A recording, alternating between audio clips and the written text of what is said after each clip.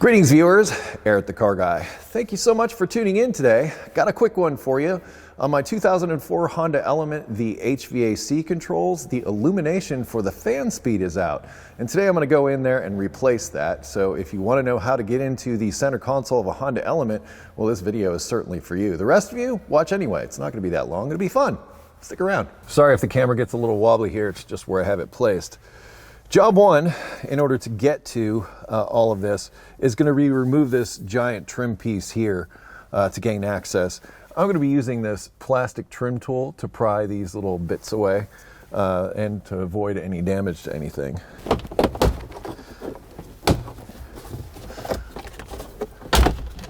What we may need to do is put the transmission in neutral, so apply the parking brake. Now this whole piece can come out of here, and we can undo the electrical connection back here. One is the connector for the HVAC. There's a little tab underneath it right there that needs to be depressed. And then further down, there's also the hazard. So that one unplugs like that, and this whole piece will come out. If you need to do something like remove the radio, these 4 screws here, and also sometimes the illumination for this shifter indicator goes in and out, so I'm going to replace that bulb as well. We'll dig into that here in a second. So here's the trim piece over on my workbench. It's a little easier to work over here. I took a closer look, and it looks like in addition to the fan speed illumination being out, also this recirculate is out, and the rear defroster button is not illuminated either. So there's actually, I believe, going to be 3 bulbs I'm going to need to replace. Hopefully I have what I need. Anyway, to get to these bulbs, flip this guy over, and you'll see access to all of them here. These are all the bulbs. So this is the illumination for the center, and this is the illumination for the buttons. So in order to get these bulbs out, it's really simple. I'm just going to use a pocket screwdriver. You can go down in here and see a little slot and just turn it counterclockwise, and then you should be able to grab it with a magnet. Oh, that's not big enough. Here's one. Bulb on a stick. And we'll take this other one out also, because this one needs to be replaced. This smaller one. Same thing, just twist it counterclockwise. Come in with a magnet, and you can pull that guy out. There's that second bulb. So here's a cool trick if you're not sure what bulb illuminates what. This is just a little handheld pen light that I have. You could take this and put it in where the bulb came out of, and you'll be able to see what it illuminates.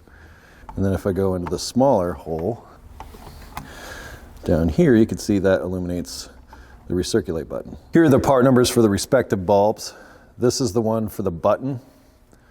So that's the smaller, lower one, and this is the one for the illumination of the fan speed.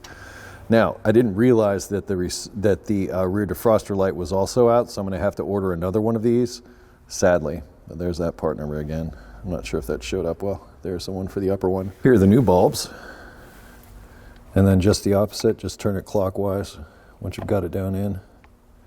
And you don't have to crank on it, just you'll know it just sits into place. Same thing with this one. Yeah, a larger screwdriver seems to help a great deal. Before we put the console trim back on here, I want to also replace, even though it's working right now, this bulb sometimes goes in and out. In fact, I had a similar symptom to these where I could just tap on it and the light would come back on. I did that until it stopped doing that. But anyway, the bulb is like right in the center here. You can kind of twist it out, but it might be easier to remove this cover. And to do that, you'll see these black plastic tabs. You sort of have to come up past. There's one on each corner you have to get to.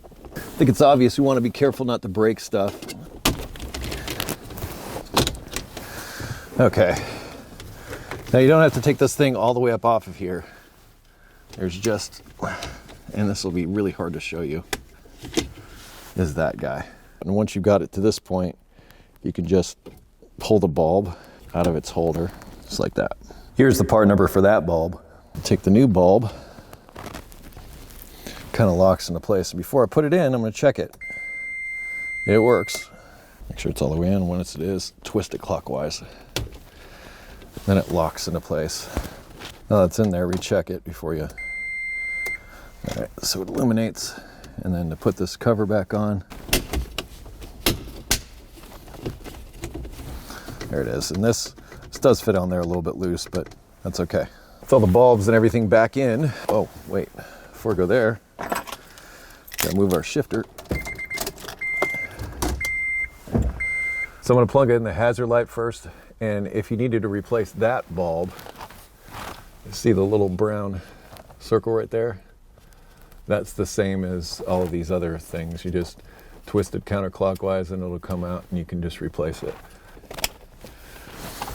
I'll turn the ignition off. Center connector. And before you commit, just check it.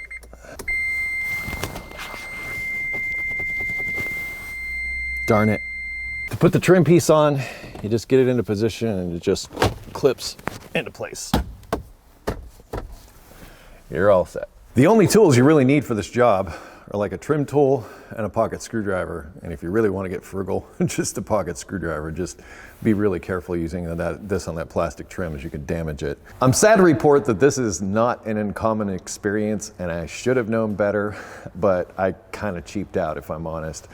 But I have gone in the past to replace bulbs like this and replace the bad bulbs, only to put it back together to find that the other bulbs that were previously working are no longer working. So if you are going to pursue this, I suggest getting all the bulbs for the component, which I have done. Unfortunately, they didn't arrive in time for me to put into this video, but all the bulbs are being replaced, so know that. So everything will be illuminated, or else all this would be wasted. But you saw how easy it was. In fact, in the time it took me to explain this, you probably could have had the job done already, which is why I'm going to wrap this video up right now.